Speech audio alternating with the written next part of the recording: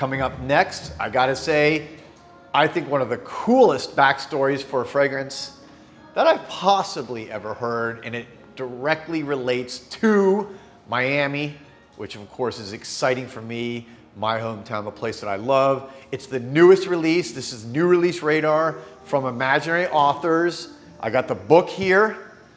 Find out what it is coming up next.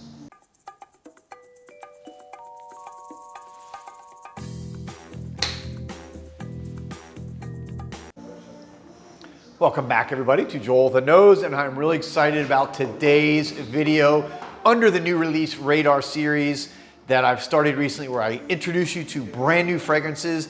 And just a little scoop, this is, well, let me go ahead and tell you, the newest fragrance from Imaginary Authors. You guys know the American niche house, and it is called In Love with Everything. Take a look at this bottle. Take a look at that. You got like a pair of roller skates. This officially is not being released to the marketplace until tomorrow, which is October 25th. We're getting a scoop on it here today. It came in the store here at Osme.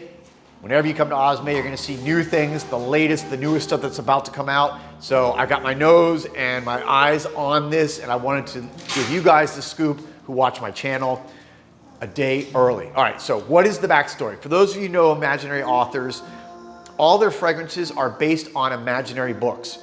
So think of classic American books. That's what they base it on, like say The Great Gatsby. And they take a book, something similar, they create a whole narrative, and then they base their perfume off that narrative. This is what I love and find so absolutely interesting about this book. It's the first time I've seen a fragrance done like this. It's based on 1982 Miami. So if you read the description about the imaginary book, it's a tale of a few young girls in their teens who, it's 1982, right before Miami Vice came out. By the way, Miami Vice came out in 1984. So this is that 82 Miami where it was dingy, grungy, drugs, rock and roll. South Beach was just starting to take off, but believe me, it was like so like desolate. You had just some kind of like grimy clubs out there. That's what this is based on. It's based on girls who are just living to have a good time. They're just dancing and partying all night. They're going out on their roller skates. They're finding the party. They're just living to have fun. So this is a fun, fresh, light, fruity fragrance. I think now that I've read that description, the fragrance is right 100% on the mark. Let me read you some of the notes that they list.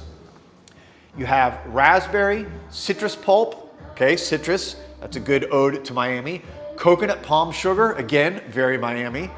Then you have one of the notes that they always throw in, which is a made-up accord called Madame Isaac Pereire. I don't know what that is. I'm assuming that is one of the main characters in this imaginary story. Then you have sandalwood, tropical punch, and stardust.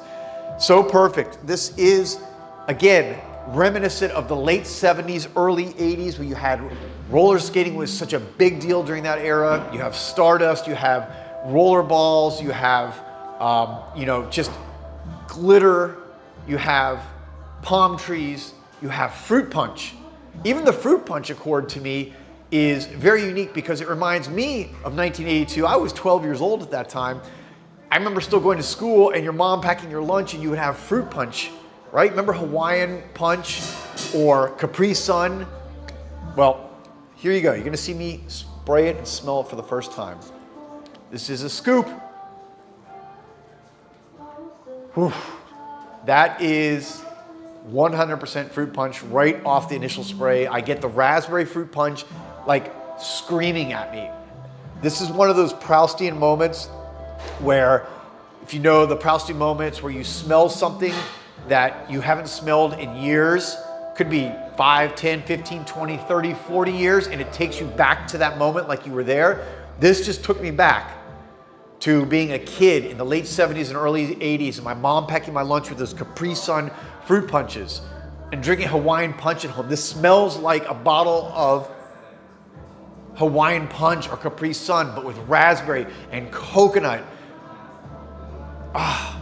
and that it's got a little bit of that bite from the citrus.